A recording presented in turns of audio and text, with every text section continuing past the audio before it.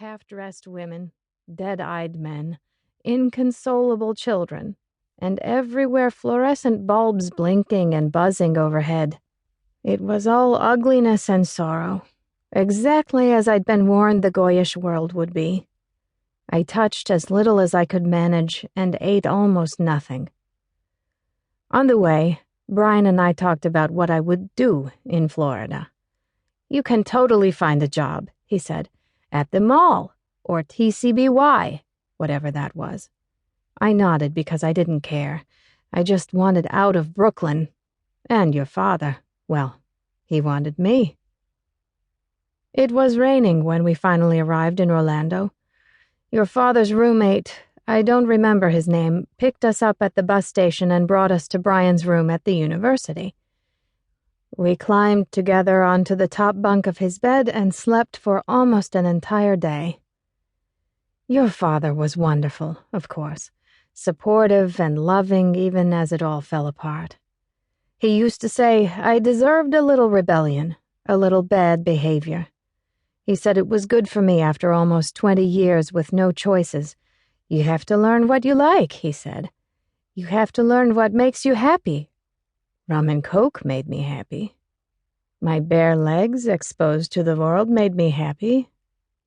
Rock music turned up so loud I could sing along and not even hear my voice made me happy. Eyeliner made me happy. And red nail polish. And smoking pot. I called it doing pot then, which made your father laugh. "Let's do some pot, Brian," I'd say. "Let's do some pot and fuck." Fuck was a word I'd learned from a girl at the Coney Island house who'd fled a shidduch and had a job selling sex toys at a store on West 4th Street in Manhattan. She was the one who told me to go to the Strand and buy a book called Our Bodies, Ourselves to learn all the things about my body that I didn't know. And there was a lot. Your father didn't like it when I said fuck. He said making love. But that didn't sound right to me. Froom girls learn about sex in secret, in shards of stories that don't fit together into anything that involves love. We're not supposed to know about sex until we get engaged, and then they send us to a class before the wedding where an old woman tells us how to make a baby. Brian and I lived in his dorm room. No one could tell by looking that I wasn't a student. And it was the beginning of the school year, so people seemed to expect new faces. While he went to classes, I slept late and walked around the campus. Some Froom girls go to college, but they live at home until they marry. Even in July, we wear long sleeves and stockings. Everything from our neck to our toes is covered all the time. The boys call it body armor. But the girls in Florida wore bikini tops to class. They drove little cars with figurines and photographs and beads hanging from the rearview mirrors. They drove with ease, careless, with bare feet, applying lip gloss at stoplights.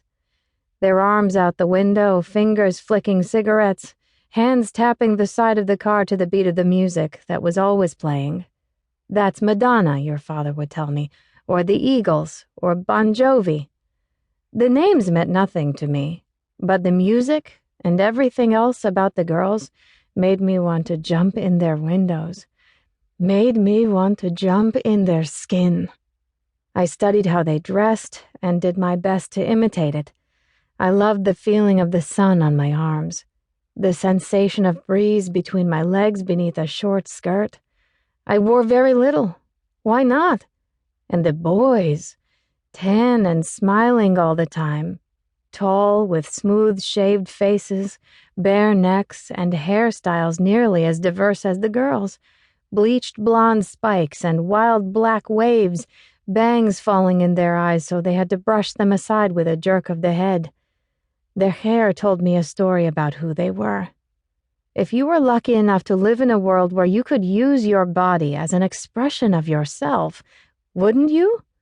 I had the idea that I could tell what they were like inside by the way they appeared.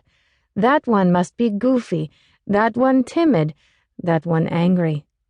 They noticed me when I walked alone, and after just a few days I stopped looking away when they stared. I imagined that because so many